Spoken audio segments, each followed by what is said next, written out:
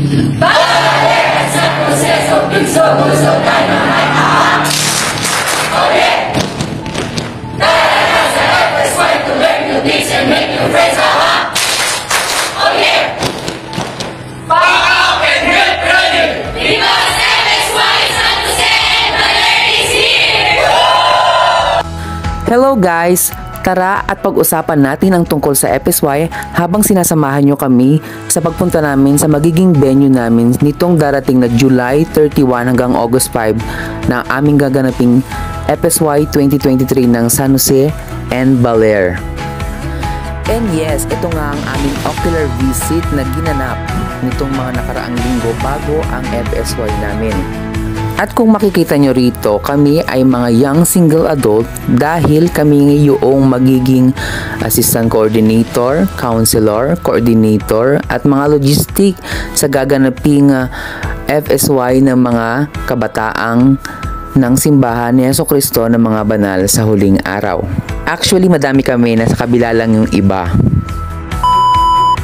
And finally, nakarating na rin kami sa destination namin dito sa Crystal Waves sa Talavera, Nueva Ecija. At habang naglilibot tayo ay tatalakayin ko sa inyo ng unti-unti, munti-munti ang mga bagay-bagay tungkol sa FSY na gaganapin namin dito. Ano nga ba ang FSY? FSY stands for the Strength of Youth. Ito ay annual conference organized by the Church of Jesus Christ of Latter-day Saints. Ang mga FSY conferences ay dinisenyo para sa mga kabataang typically between the ages of 14 to 18 years old. Para saan? Para palakasin ang kanilang pananampalataya, build relationships, and learn principles that will help them navigate the challenges and pressures they may encounter in today's world. During FSY conference, ang mga participants ay makikilahok sa mga iba't ibang klase ng activity including workshops, devotionals, service projects, classes, and recreational activities. Sa pamamagitan ng mga activity na iyon, ay magkakaroon sila ng opportunity to interact sa kanilang mga kaibigan from different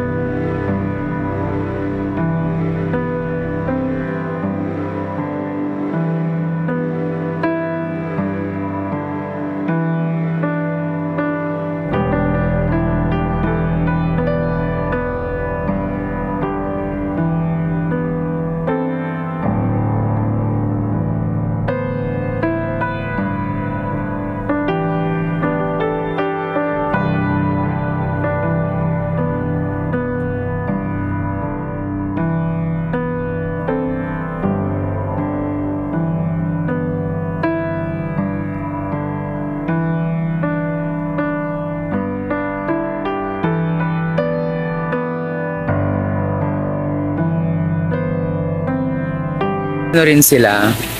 Umikot lang kami actually.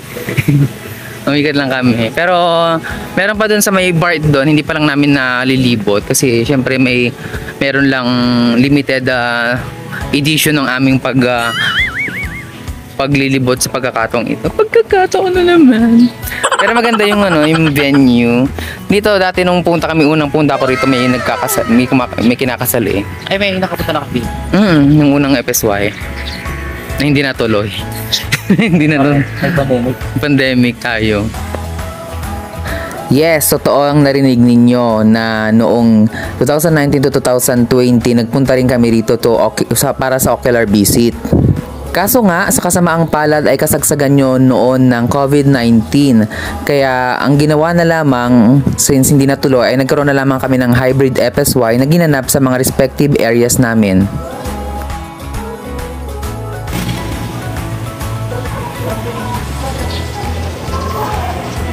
Tuloy po kayo. Wait lang.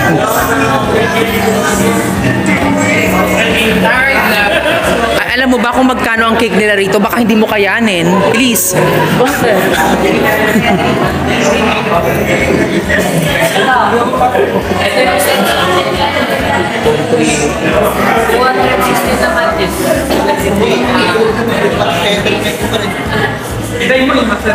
Ano?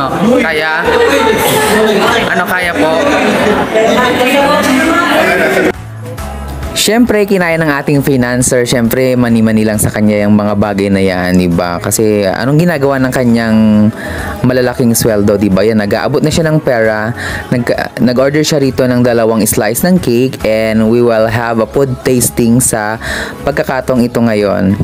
Dito sa lugar na ito na aming pinagkakainan, dito rin yung magiging cafeteria o pagkakainan ng mga kabataan kapag nagsimula ng aming FSY sa darating na sinabi ko sa inyo kaninang date. At sabi nila, they can accommodate 800 packs ng mga tao na pwedeng kumain ng sabay-sabay dito. Siyempre, pipila nga lang, di ba?